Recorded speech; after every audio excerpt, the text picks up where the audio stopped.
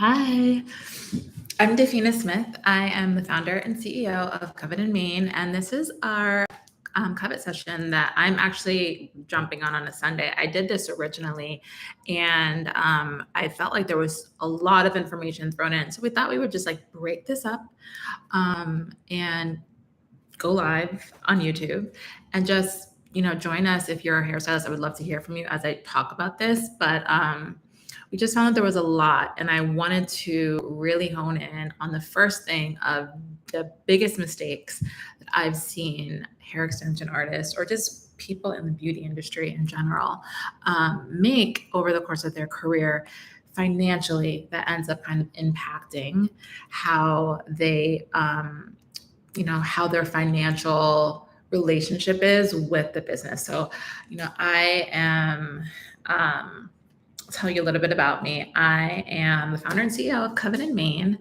and I grew up, I'm really a second generation business owner. So I watched my parents who had a beauty supply growing up. And I would watch over the years as I would kind of pay attention in the financial patterns I would see with different stylists who were coming in. So a lot of times, they were younger and they were making so much money, and they were like the new trendy thing that everyone was going to. And then over time, just, as you get older, you have more responsibilities. You can't, especially a lot of those who worked with a lot of celebrities and wanted to start a family, or people who required a much more high maintenance clientele, they just couldn't keep up. And yet a lot of the financial habits that they had built were aligned with how much money they used to make when they were young, and they could work 12-hour days, 5 days in a row, jump on a flight, go do a show, come back, then work on set, then come back into the salon, or just even those who, just grew a salon so focused on growing their own career and not nurturing people under them that they didn't have passive income. And, over time, sometimes there were stylists who would end up having to come and work in my parents' store, or they just really they didn't think on the long term. And for me, I think that always kind of stuck with me. And, if you know anything about me running Covet Mane, I'm really into financial empowerment. I'm really into how do you make sure that your business doesn't just take from you, but how does it take care of you later in life? And it's a hard switch to turn on, but it's not always the first time you hear it. So I just wanted to talk about it. And I thought I would like highlight on some of the 3 biggest mistakes that I see stylists making. So let's jump right in. So the first one is that I think what I've observed is that you spend not realizing that you're not creating habits built off of the long reality of how long you're going to need to have the money that you make, that when you're younger, how long you need to stretch that out until you're 70. This is a very, this isn't a job that if your body isn't putting in the labor, you're not making money. So especially for extension artists, if you're working doing 2 to 3 installs a day, and you are on your feet, you're coloring, you're sewing. I've seen a lot of people as they get in the 30s and 40s, they start getting carpal tunnel or a little bit of arthritis. And your back hurts a little bit more. And so you really need to think, I think the way that I try to explain it is, I think the best way to think about it is you're almost like an athlete or a ballerina. You are front ending a lot of the income that you're making earlier into your career. And so you really need to, what I see a lot of stylists do is they'll be like, well, right now I make X amount a day, and I'm just going to take that, extrapolate it, be like, okay, well, if I make, let's just say a lot of our stylists, like, let's say you make like $3,000 to $4,000 a day. Okay, so and you do the math, and you're going to multiply that times 300 working days out of the year, and then you're going to take that year after year after year. that's not necessarily the case, right? You are, you have to imagine, you have to build in some of that disability that you're going to need for when you're pregnant, or when your wife has a baby, or when, you're going to do a renovation at your salon, or when you just hit that point where you're like, I don't want to do back to back, installs. I want to take some time and learn how to do color, and I'm going to have a little bit of a learning curve into that. I even see that with a lot of stylists that want to come learn extensions. They are like, well, it's really hard for me because I'm going to kind of be starting over again, and I'm not going to be making the money that I used to make. And so you don't want to limit the opportunities. You don't want to have to put that pressure on yourself. So the best way to do it is just to really look at the same way they suggest for athletes, is that like you need to have a much more aggressive savings rate when you are making money. And sometimes this doesn't happen early in your career. Sometimes it takes you like 3 to 4 years to get to that point. And then you have those peak years. And I think everybody knows when you're just like, it all is coming together, your marketing, your social media, it's all just like, you are the coveted artist, right? You need to just be mindful of like, good and bad times don't last forever. And so the more that you can increase your savings rate, the better position that you can be. So that's like my biggest thing, is just, I think that you have to really, as a hair extension artist, or in, just in the beauty industry in general, starting to have that shift to thinking more of like, I'm a high performing athlete, or I'm a high performing ballerina, and try to stretch your earning potential by accelerating your savings rate. So then the next mistake that I see a lot of artists make is, and I get this, and I see how the industry, it's not super, I've observed the nature of where we're going in the industry right now is a lot more of like single operator. You go to a salon suite, maybe you have an assistant. I don't really meet a lot of artists who dream of opening a really big salon. But I just think that a lot of artists don't think about, how do I build more passive forms of income? I think, one of the better ways is to cultivate and grow talent underneath you, so that you really are focused on the lead generation and marketing engine of your salon as you get older, and you're able to, really have stylists underneath you who can pick up the more of the labor intense parts of growing your brand, especially around extensions. And you have that chance to, if you take off a month, money is still coming in, you're still in your zone of excellence, which is being in the beauty industry, being a stylist, but it's not your physical labor. So passive income that way. The second mistake that a lot of people make, and people say this over and over again, is not being able to put on a sales hat and think about the times where investing in retail, getting some sales skills so that you're able to really be an embedded part for your clients, of that, embedding your expertise, your product knowledge into making sure that your clients and the products that they're using, that you're getting, that salon commission from your retail products. I notice a lot of times it just doesn't, I think I've observed a lot of artists just don't enjoy selling. But I think it's like, it's going to be someone, why not you, right? I have to go somewhere to get my hair, the products to maintain. I think it's better than Amazon. I think it's better than Sephora.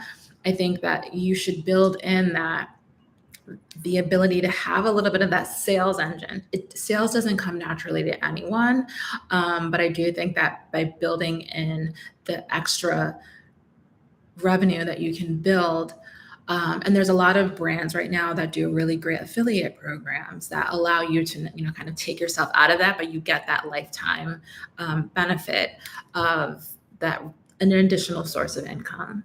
And those are the two easiest traditional ways to get more passive income, but you can also build out products. You can do information products, training, education, mentoring programs, coaching programs. I think those are also, and it doesn't always have to be on the doing of the hair, because I think sometimes too, like within your market, you may not feel that you want to, share your secrets without, that's like you want to reserve that for people who come to your salon, which I totally get. But there are ways to do that. One, you could travel. So you can, I know a stylist, one of our coveted artists and one of our brand educators here, Stella, she went to Hawaii and taught a color class. She lives in Las Vegas, but it was a really great way to, build your expertise, build your profile, have fun, go on vacation, but also, building up that portfolio of talking, educating, and passive income. You might say that educating isn't super passive because if you don't show up for the class, then you don't earn your money, but that's not necessarily true. You can build out a digital library of education. You can build out principles. You can build out filter packs. I mean, I've really seen a lot of stylists get very creative. Even having like Canva packs that people can download, and you just are like, this is a system that maybe I used to use a year ago. I'm going to move on to something else, but why not like systematize this and monetize it? So we've gone over the top two already. And then the third mistake that I've seen a lot of stylists make is just not being properly insured. So the biggest one is for disability insurance. It's not a lot of money. It's not something that you really think about. I think it startles me sometimes too, how so few people even realize that they would qualify for it. But disability insurance is one of those things that, as I said, you are like an athlete. You make your money through your physical labor. So if for any reason you were incapacitated, that can be, anything. I always say to people, anything with, I don't care how much money you make, if you have to average it with zero for a month, that greatly transforms how much you make over the course of the year, and it can be a body blow. I can speak from personal experience. I ran a business that was really dependent on me, and I got pregnant, and my typical, like, I think I can do it all. I did not expect to be pregnant with twins, have a very high risk pregnancy, be in the hospital on bed rest, and really not be able to work at the output that I was expecting. And disability insurance really would have been like a godsend for just my mental health at the time, for everything. And I didn't have it. So disability insurance, really looking at one of the big things too is like, as you grow, you tend to get your insurance, and it's not something that you audit, every year. Like, okay, if we've grown a lot, has our insurance and our coverage grown requisite with that? If you get into education, do you have like professional liability insurance? Do you, as your salon grows, what are the things that you're going to need to do with it? If you are doing, a lot of online retail, do you have cyber insurance? So those are the three things. It's just really understanding that like you are young and great, and but everything changes, right? So, and it's not to say that it's, there are people who, my mother included, who work well into their 70s, well into their 80s. But there is just a difference of when you have to work, then you choose to work, especially in things that are very like involve a lot of, sewing, coloring, wrist, all of those things that are physical in nature, right?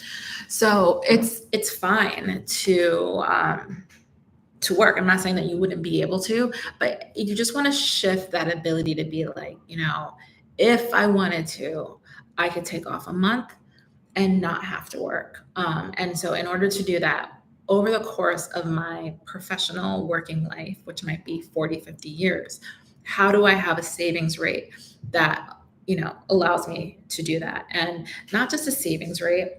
We'll do this as a separate one because I could go on and on and on. But it's not just a savings rate. I think it's like once you have your savings rate, then what is your investment plan? I've been talking with Graham Nation, and you should follow Graham Nation on Instagram. He actually has been really into buying multifamily homes. And, he's got really great aesthetic taste. He fixes them up. They have a vibe. And it's really like that's kind of his future investment plan of really being able to transition, making the money in hair and going into real estate. And I'm putting this out there, Graham, I'm going to be like bugging you because I want to have a talk with you on our covet session about this. I think it's a brilliant idea. So it's increasing, which goes to my second mistake, is thinking about how do I increase my ability to have passive income. There's thoughts everybody has. I am one of those people that there really is no such thing as truly passive income, but there is a thing where you just don't.